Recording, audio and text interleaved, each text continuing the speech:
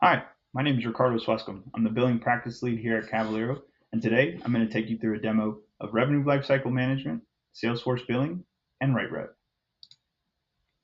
Why this architecture? The new RLM product from Salesforce is growing and evolving. While some features such as flexible product management, robust pricing functionality, and API-first architecture are available now, other features such as billing functionality and revenue recognition will be available in a future release. This architecture allows customers to take advantage of RLM now while still retaining the ability to keep billing and revenue recognition functionality on platform. What this demo will showcase: quote to order management within RLM, creation of invoice data with Salesforce Billing, management of revenue recognition with RightRev. This is a high-level overview of the architecture we'll be demoing today. On the left-hand side, you've got your RLM core objects. In the middle, we've got Salesforce Billing, which will help us take the order products into invoice lines. And then finally, we'll use RightRev to help us recognize and manage that revenue attached to the sale. RightRev is a product built on the Salesforce platform to enable automated revenue recognition. RightRev uses activated orders to automatically create revenue contracts. These revenue contracts reference pre-configured revenue rules for complete revenue recognition management. Now that we've reviewed the architecture, let's head on over to Salesforce and start our demo. Now in Salesforce, within our Revenue Lifecycle Management app, I've gone ahead and created an opportunity, a quote, and associated that opportunity and quote to this account. I've also gone ahead and added a few objects to this app just to make it easier to navigate throughout. We'll go over here to the quote line items. I've gone ahead and added these items ahead of time. Adding items within Revenue Lifecycle Management is very simple. By clicking Browse Catalogs and selecting the particular catalog that you'd like, you'll see an entire assortment of all the products within that catalog, as well as the categories that they fall into. Going back out to our quote line items, I know that I need to configure that desktop. It's going to need some of my attention, so I'll go ahead and do that now. Over here on the drop-down, I can quickly configure the attributes that are associated to this product, and quickly also see any of the items that are already defaulted for this product. What's unique about Revenue Lifecycle Management is that these attributes can be used across your product offerings, as opposed to creating options and features one at a time for each of the products in CPQ. You can easily reuse some of these attributes throughout your entire product offering. So I know I need to select a screen size, a graphics card, memory, and storage. So I'll go ahead and do that now.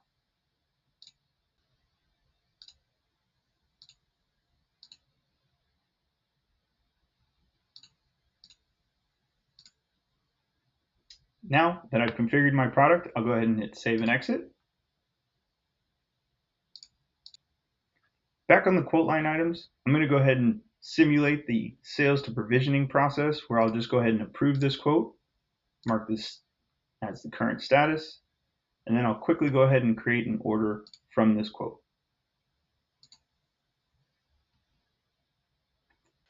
Let's head over to that related list and see our order and order products. Here's the handshake between sales, provisioning, or fulfillment. In order for Salesforce Billing to take over, we are going to need the assistance of some automation to help fill out some necessary fields, such as billing type, billing frequency, and our charge type. Let's drill into a couple of these products. I'll start with our desktop. You'll notice here that the product selling model is set to one time. This is a feature of Revenue Lifecycle Management whereby we can assign multiple product selling models to a single product, allowing for a more scalable and flexible product catalog, ultimately allowing sales reps the ability to sell faster. Here you'll notice, like I talked about earlier, the charge type is also set to one time, which is what our automation has helped doing by matching our product selling model to our frequency with which we're going to charge for this product.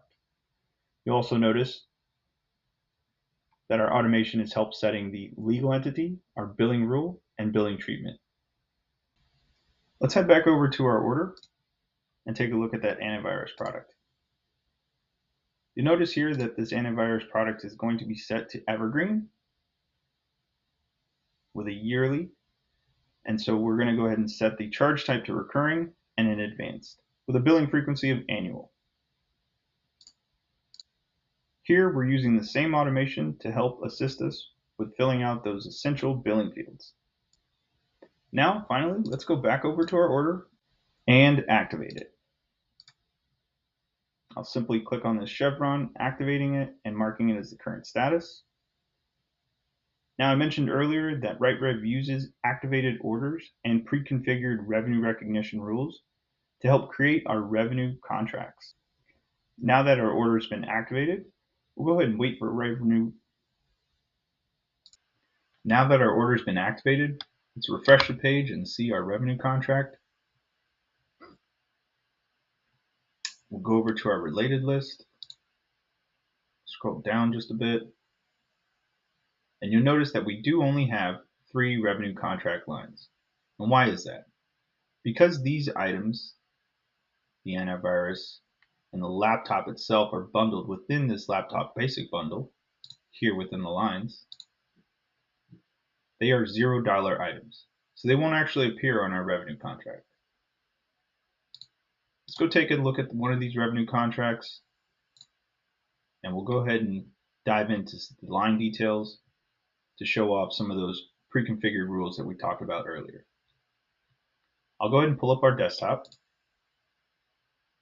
and you should notice that our revenue trigger is set to billing.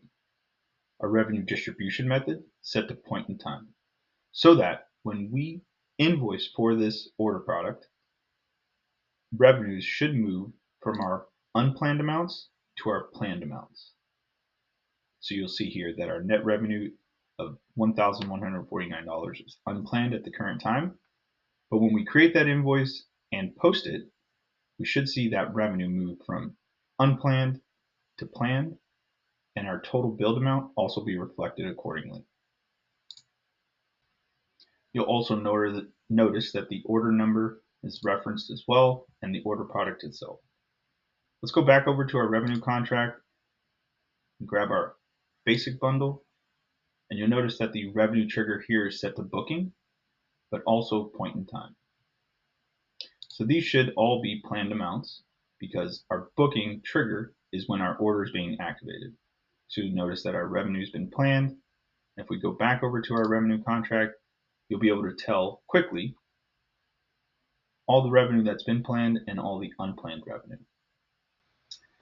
If I scroll up to the top, you'll notice where our current period is being reflected, which is, in my example, July 2024. And since we haven't had any billings created yet, there are no billed amounts. So let's go ahead and head back over to our order.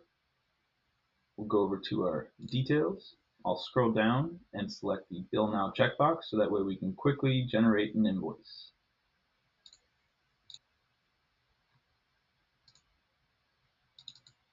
Double click here and save.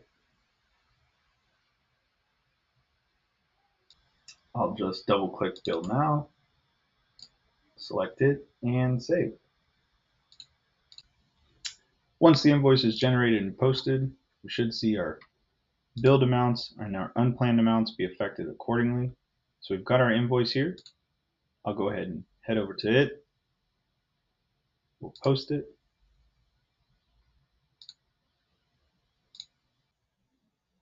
Once posted and processed, we should be able to head back over to our revenue contract and see those amounts be reflected accordingly.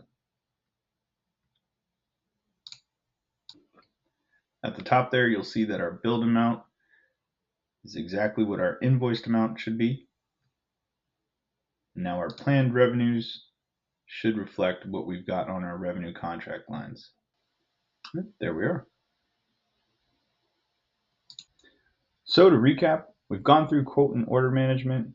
We've simulated the provisioning process whereby we're creating an invoice and finally able to automatically report on and see the revenue associated to this sale. This concludes our demo. Feel free to get in touch with us at any of these links. Thank you so much for watching. Have a great day.